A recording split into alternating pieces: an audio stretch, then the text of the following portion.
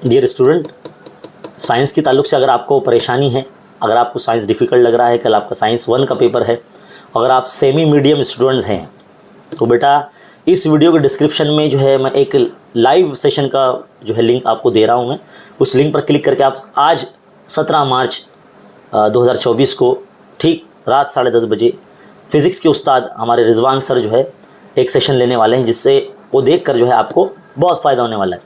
तो dear student, video का link भी जो है इसी वीडियो के डिस्क्रिप्शन में दिया गया है, और उस चैनल को भी आप सब्सक्राइब करिए और सपोर्ट करिए, और लाइव सेशन में ज्वाइन ज़रूर होइए आज रात 10:30 बजे से। और डिस्क्रिप्शन देखने के लिए इस जो है यहाँ पर आपको 3 डॉट नज़र आएंगे, है ना, यहाँ पर आपको 3 डॉट नज़र आएंगे, उन 3 डॉट पर क्लिक करेंगे तो आपको डिस्क्रिप्शन नज़र आएगा। तो डिस्क्रिप्शन में आपको लिंक दिया गया है, लाइक कीजिए, शेयर कीजिए, सब्सक्राइब कीजिए। Thank you.